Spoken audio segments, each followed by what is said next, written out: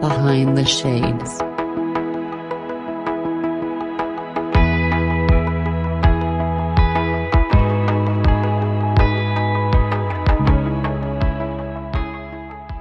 So my name is Gabriela Chang. You can find me at that domain, gabrielachang.com. And I am a feminine embodiment coach. And what that means is that basically and mainly I help women come back into their bodies. So throughout history, women have been labeled as inferior. Femininity is labeled as weakness, and we are all afraid of vulnerability. So in my own personal journey, I had to go through this process myself and come back to my body. I had no idea how disconnected I was. I was in a marriage for 9 years. And unfortunately, their relationship was depolarized, which basically meant I was the go-getter, the doer, the successful, and he was more of the passive, let's go with the flow, everything is good, no need to do more. But that actually creates separation in a relationship. And, after deciding that we were not good for each other, I went into this journey of finding myself, only to realize how much I was denying of myself. So I was running for 20 years in survival mode, running on autopilot, not feeling anything at all. I was called I was labeled as cold by people who met me, as somebody who had no feelings, like the ice queen. That was me. So getting into this journey of embodiment, having to go through rupture, which means open up my heart in such a way that I had to feel absolutely everything that I had never processed since childhood. So us women have a lot of pain in our hearts, a lot of accumulation of resentment, of, kind of hating on men. So we have to do a lot of healing around what is masculinity, what is femininity, what does it mean to be a man, what does it mean to be a woman, right? And I'm focusing on heterosexual relationships here, but energetically, this also applies to homosexual relationships and whatever you identify yourself as, but I do focus on heterosexual relationships. So I help men and women understand hormones, how being out of balance affects your relationship, your well-being, why women get overwhelmed, why we start doing and overdoing and overgiving, and we stay too long in relationships that we shouldn't. I help them understand abundance, manifestation, the energy of, cause and effect, and pushing and pulling. And that is the polarity, and that is the law of attraction that are always playing in our relationships, whether we are aware of that or we are not. So you were married for 9 years, you said, is that correct? Yes. Yes. And when was the first indication where you're like, this is going somewhere where I don't want it to go, and this may be a type of relationship I don't want it to become? I feel that was like for many women, they even say, when a woman gets to this point, it's like a switch. Once that switch is off, you cannot turn it on, no matter what you do. Once the woman says, this is it, because we have tried already for so long. So that was my case. I tried for so long to work on things, to share my feelings, to even go to therapy, because I felt confused as to what are we doing, where are we going. I just felt unfulfilled. I felt that there was no attraction, there was no chemistry, and it was just, to be honest with you, boring. But I wanted to stay married. I didn't think that I wanted to get divorced or anything like that. So I tried to communicate, and after feeling in, how do you say this? I remember telling him I don't feel safe in the relationship. And that's where polarity comes in. And he will tell me, but we have this house, we have, finances are good. Like, what do you mean by that? It makes no sense. You make no sense. And of course, I had no idea what I meant. I just had this feeling of not feeling safe. And that, for the feminine, when we don't feel safe with a man, when we don't feel protected in the relationship, not in the physical way or financial way, but the emotional way. If I don't feel safe in my relationship, I cannot get completely naked and reveal all of me. So I'm going to withhold. And that is going to create separation. So as a woman, a man who is in his masculine energy, grounded, strong, has goals, is driven, and he wants to fulfill his role in this world and bring the best to make the world a better place, that is very, very delicious for a woman. That's what we want. That's what we're looking for. I think communication is so important to every relationship, and men and women, unfortunately, at times do such a poor job at it. So, for example, you communicated some of your issues, right? You're like, I don't feel safe. This is what safe looks like to me. And then the person has a decision. They can either say, yeah, Gabrielle. Right? The interesting thing is that I don't blame him, because we both lack so many skills. You as a relationship coach as well, you know that if we don't have these skills, we're going to kill it, no matter what. And when he asked me, what do you mean? I was like, I don't know. I just don't feel safe. But I didn't have the descriptions, the words to say more what I meant by I don't feel safe, So it was easy for him to shut it down. If he had the skills and I lacked them, he could have guided me. He could have said, what do you mean by not feeling safe? Can you explain more? Can we explore this? Maybe you mean this, because maybe he had done any research, but he had no idea. We were both completely lost. And so we couldn't make it work. See, I would agree with that, but then I always like the comparison about work. When your boss or your manager or someone at your job asks you to do something, or they will say, hey, can you do this? Or they tell you to do something, most people will ask, okay, what is it? How can I do this? Whereas when it comes to the relationships, as you mentioned, I don't feel safe. What does safe look like to you? Because if it was the reverse, he or she wouldn't need training. It would just be common sense, right? Let's say if there's children involved and the child tells the parent, I feel sad. Wouldn't most people say, why do you feel sad?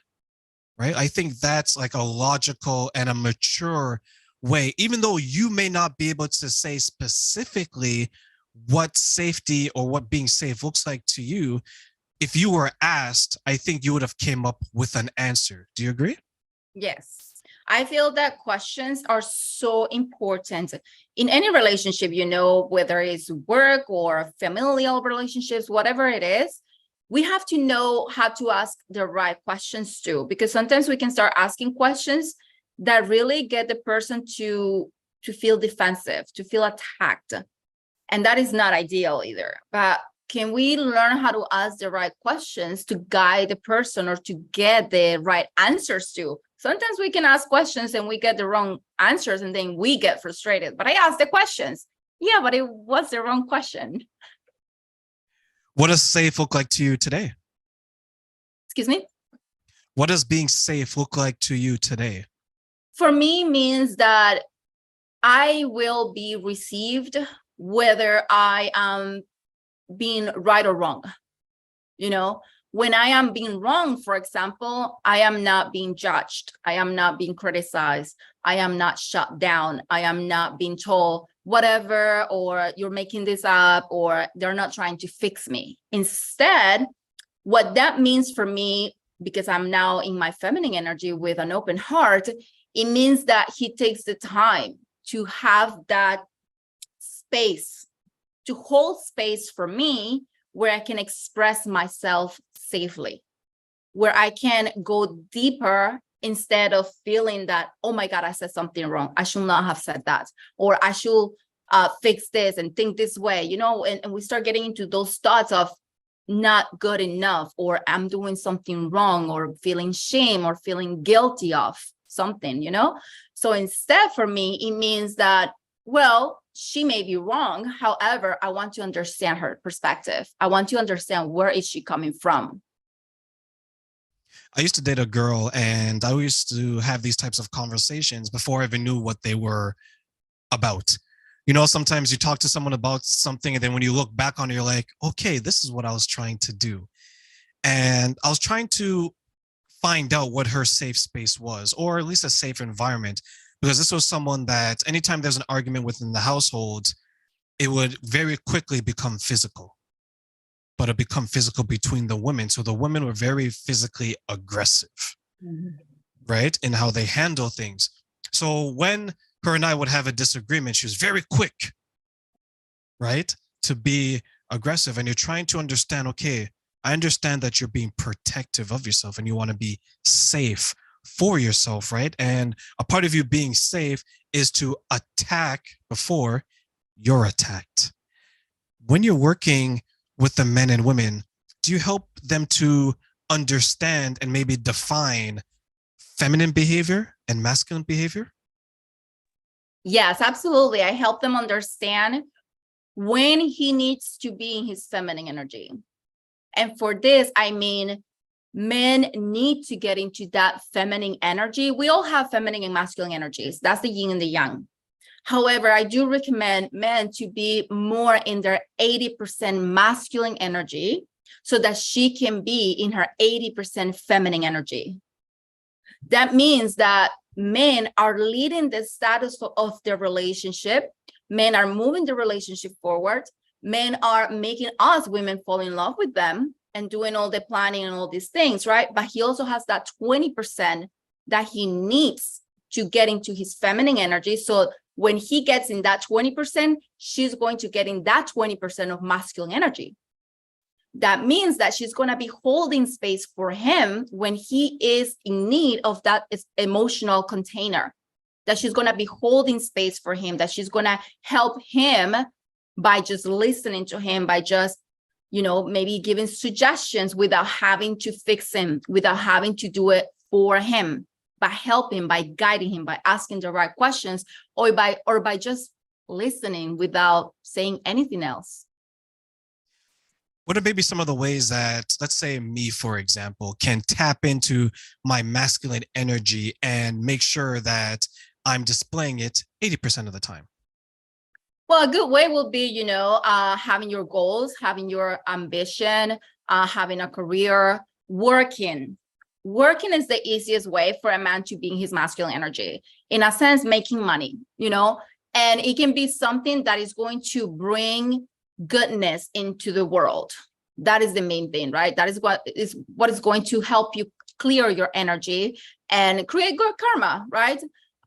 Also, working out, anything that increases your testosterone in a natural way, because nowadays we have synthetic hormones, and that just creates more imbalance in the body, because now the body is dependent on, synthetic hormones to be made for you instead of your body making hormones by itself.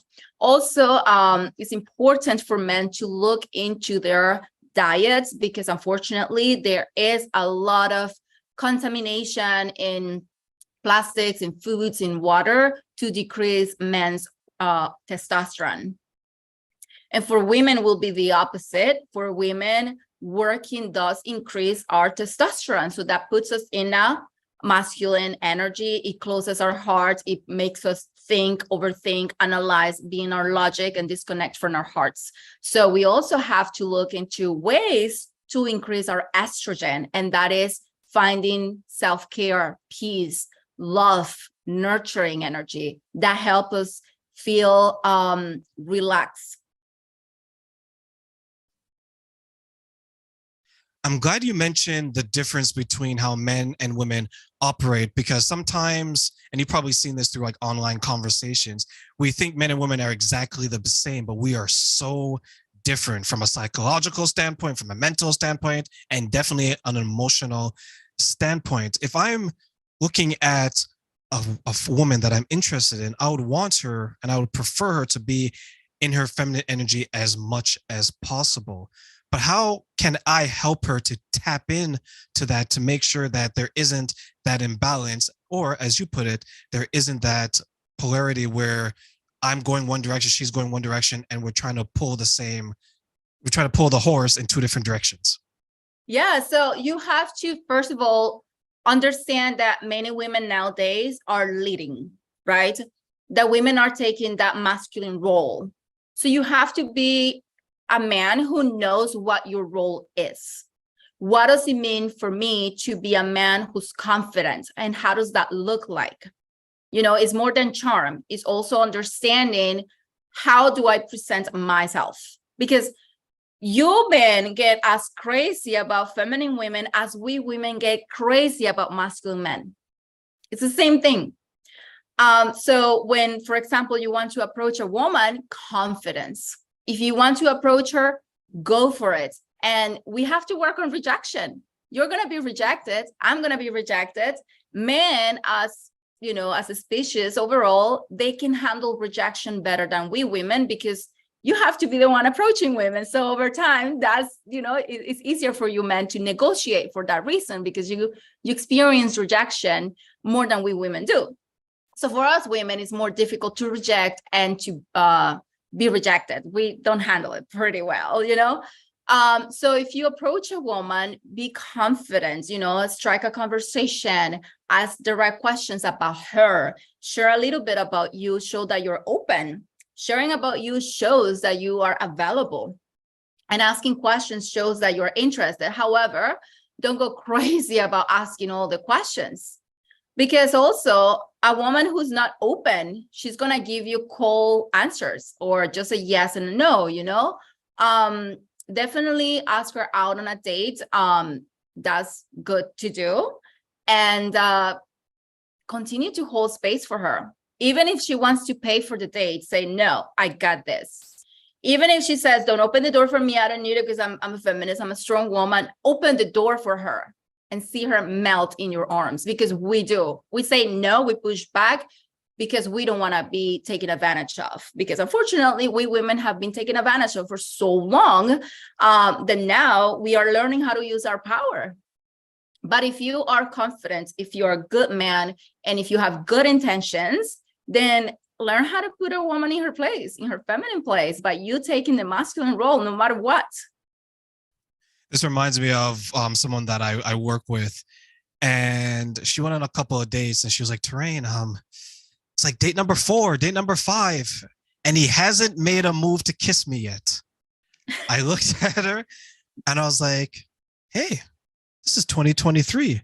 Send him some signals that you want to be kissed, right? Like, because she's a little bit older than you and I, she's probably from the era would be that have a good night, you grab her, you put your arms around her, and she knows the kiss is coming. Where now it's a little bit more, okay, I'm reading her body language.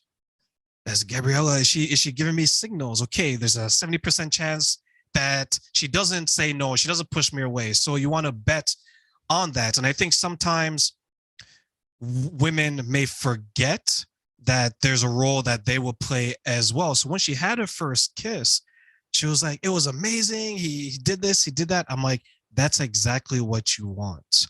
Give him some signals and go from there. Do you help your clients work on presenting themselves in a way that says, hey, work on your nonverbal cues so they understand what you want without necessarily you saying it? Yes, absolutely. You know, that comes to sensuality. Many women have this side of us completely blocked or shut down because of whatever has happened in history with women, right? So we have to heal from that. We have to get into the understanding that sensuality does not equal sexuality, or doesn't equal being dirty, doesn't equal being a whore or anything like that. Sensuality is just that the way you walk, the way you express yourself, the type of words that you choose, the way you look at somebody, the way you play with your hair. Those are the signals that men are looking for, right? Is a smile, is opening your heart. Men need to feel welcomed by our aura. They need to feel that there is something so he can go for it. There is an invitation for him to make a move. Because it doesn't feel good for a man to always be making a move and being rejected. I also, tell men when I work with men, you want to differentiate when a woman is interested in you and when she's not, and you're wasting your time. right? Because we don't want men to be wasting time with women who are not interested. If she tells you I'm not interested, then leave it alone. Find another woman who's interested in you. But yeah, definitely women, we have to learn how to give signals without coming, as dirty or, oh, you were giving me signals that you wanted me to take you to bed. That is also another line that we have to learn how not to cross, right? There is teasing that can be confused with sensuality. There is, I gave you a signal to make a move just to kiss me, but you went way too far. Now I have to reject you as a man. So we don't want to do that either, So even if she's giving you those signals of let's take it deeper, you have to decide if that's what you want as a man and hold back or not. Do you find sometimes that line between the message you're giving out and you not coming across as something else, as you mentioned, a whore, because this probably impacts women a lot more. No one wants to be seen as easy, as cheap, as whatever. How do you help your clients establish that boundary that says, this is what I want as of right now, but this is my boundary, respect it and don't cross it? Yeah, unfortunately, we women are groomed from a very young age to please men, to be there for them. And we see all these ads, they're still going on, even though we're making some changes and improvements. There is still a lot of messages out there that say women are here to please men because men build the world, right? We've been seeing what it means to be a woman through men's lens. And now we women are finally learning what it is to be a woman through my own lens. How does that feel like? That is the basis of my work and what I do. So it is a deep question, to be honest with you, because we have to first learn what we want, learn to listen to our intuition, get out of survival mode, get out of pleasing mode, because you'll be surprised how many women I tell them, you're not here to have sex with men. Stop having sex with them. Wait at least 3 months or wait until you're exclusive to have sex with him. Some of the answers that I've gotten are men want sex. If you don't give him sex, he's out of the picture. And I challenge that with, well, he's not the man for you and he's only going to play you, right? Hold back on sex and you'll see the men who are there for you, the men who really want to stay and pursue you, they're not going to be turned off by you saying no to sex. So they have to really heal that sexual energy that we women have, because we have been using that sexual energy to just please men, unfortunately. I agree. I think too many people for far too long have been using sex to get what they want.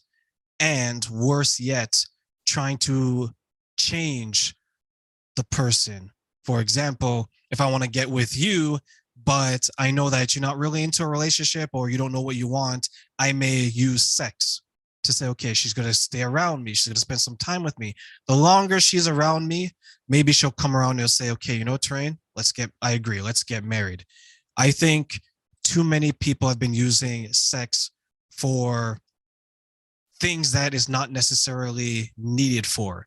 Because if someone doesn't want to be with you or having sex, or if someone only wants that, let them go. Because once you have sex with them, they're going to leave anyway. So whether they leave before the sex or after the sex, which one is worse? One you don't have heartbreak and the other one you do have heartbreak. Do you help your clients understand the difference between those two scenarios?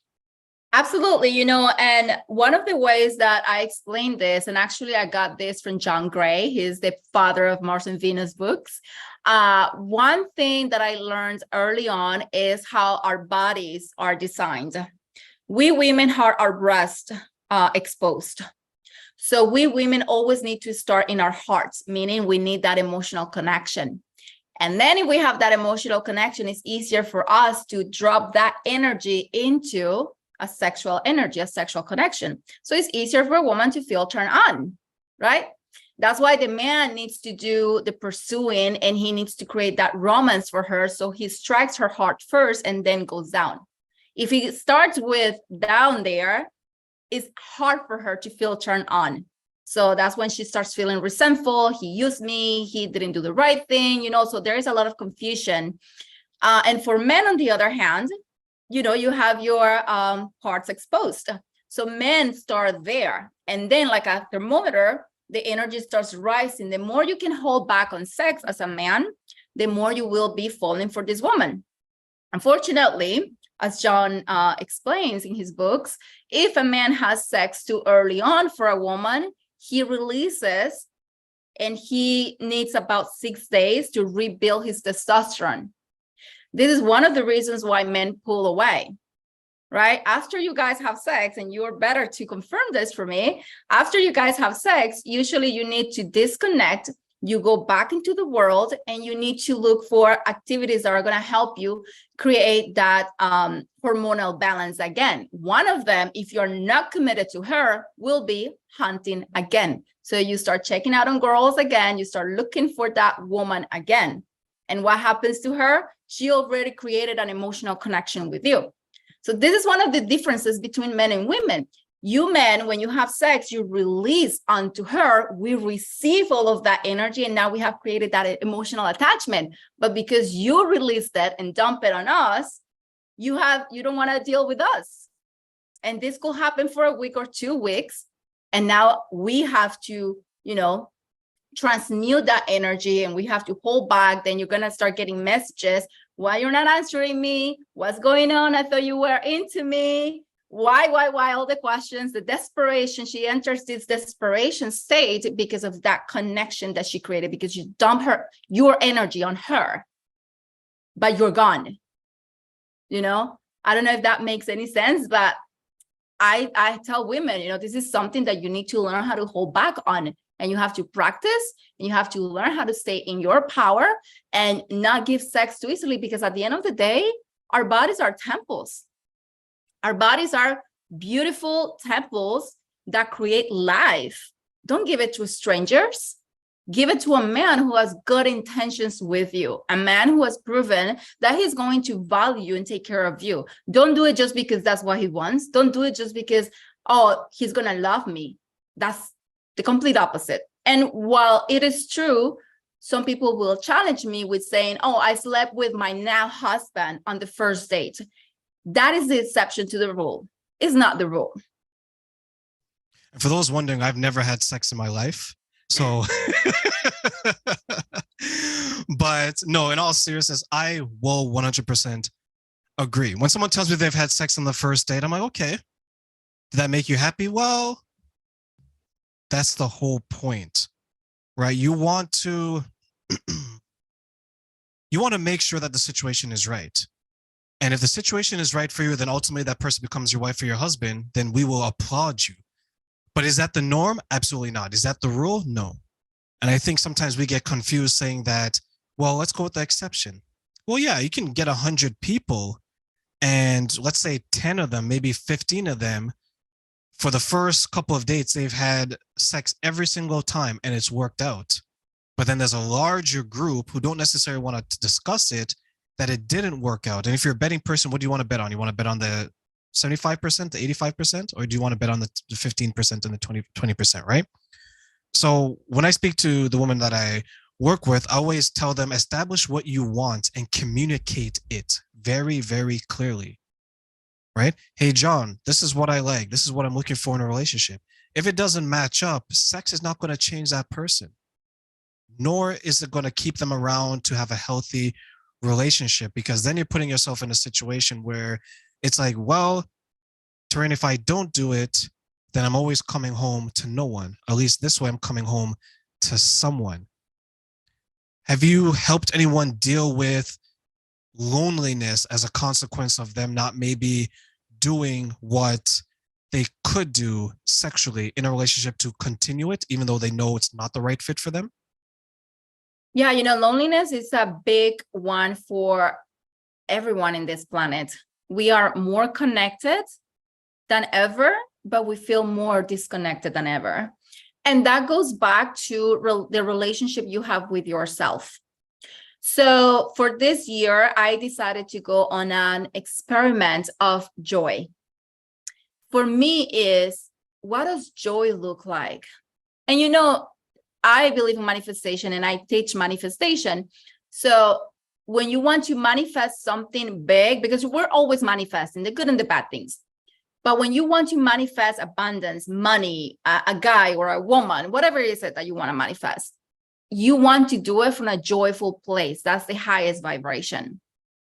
But if we're constantly complaining or feeling down when things are not going our way, you're going to be manifesting from that place. So you're going to be manifesting more loneliness. And it is true. We can get lonely. We can be sad. We can feel alone. So what can you do to not feel that way? What are some of the steps that you can take to improve that feeling? The first one is, of course, work on your emotional connection with yourself, because we have many, many parts of ourselves. We reject parts of ourselves. For example, we can be rejecting the shameful part I could be rejecting the shameful part of me. I deny her. I don't listen to her. I don't know what her needs are. And then I will be attracting a partner who's going to reveal that side of me, which is the shadow or the ego side of me. When my partner triggers that shame part of me that I have not accepted, I'm going to be upset. And that's what's going to sabotage that relationship. So I do a lot of parts work in my coaching business, because I need to help people bring the parts of themselves that they are rejecting. Once they realize, oh my God, the part of me, for example, that never felt calmness, now I can embrace this part. How does calmness feel like? How does listening to my shame part of me feel like? How can I provide those needs that I'm seeking from a partner? How can I give that to myself? And that is the embodiment part. How does joy feel like? And can I find joy even when I'm going through a bad moment, a bad day, or I come back home and I feel loneliness? What can I create for me in my home, in my sacred temple, to have that joy? What are some of the obstacles that are preventing people from finding the type of joy that you just described? As a society in general, we don't know what that is, because that comes with the suppression of the feminine. Emotions and feelings are the language of the soul, and that is part of the feminine energy. The masculine energy has to do more with building, making things happen, action, logic, analyzing, right? The left side of the brain. The feminine has to do with the creative side. That's why we women have the power to create humanity, because we use the feminine energy, the womb.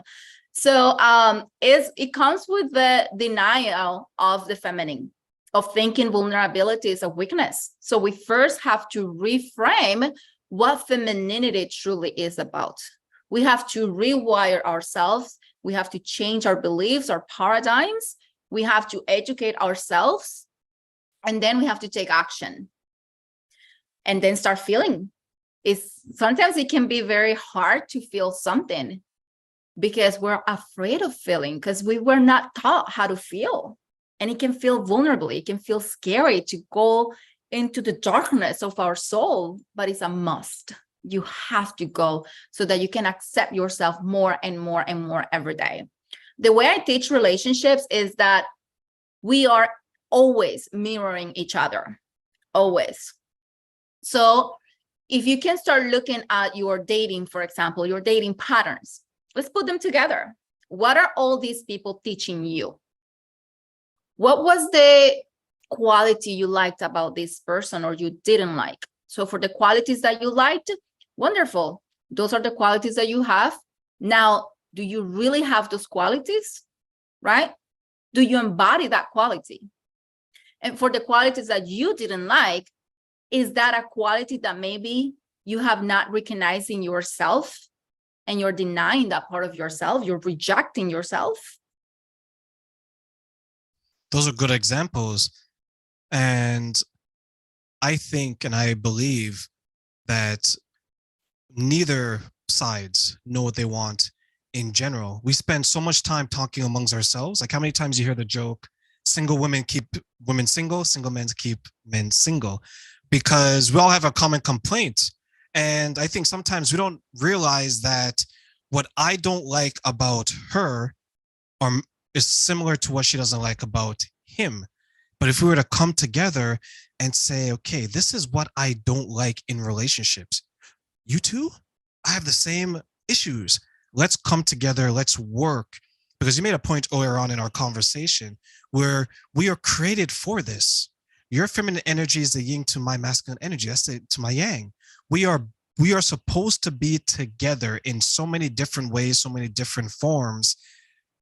But it seems there's like a disconnect on the women's side for what they've gone through and what they're being told. And you mentioned what they're being groomed, right?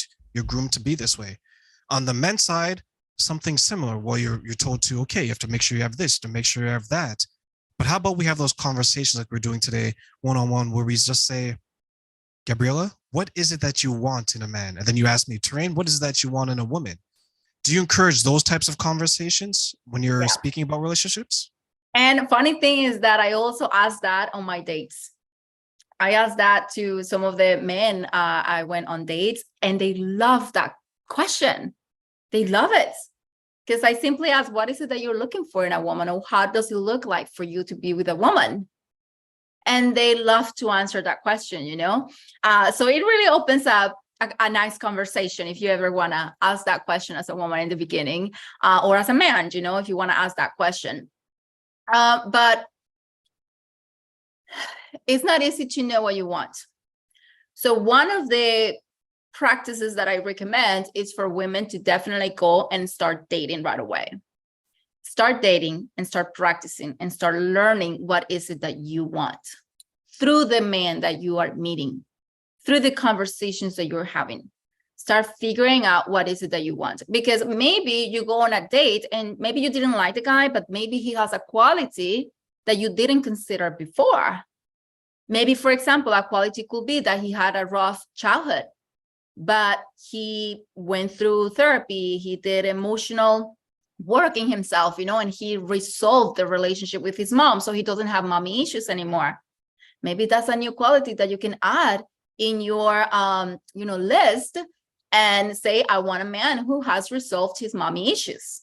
And as a man, the same thing, you know, you want a woman who has resolved her daddy issues. Because in relationships, that's the beauty about relationships, that we come together to heal. We come together to evolve. And if we're constantly bickering at each other, you know, pointing our fingers, telling all the time, it's your fault, why do you do this, complaining all the time, and trying to fix the other person, we are building a wall in between us. So we have to learn communication skills. There is no other way. You're failing in relationships is because you don't have the skills to understand the other person, to understand who's in front of you. And we also fail in relationships because we're not genuinely committing to the other person. To genuinely commit to someone, it means that you take that person in, like you can say inside of your body. And as you're healing, you are healing this person.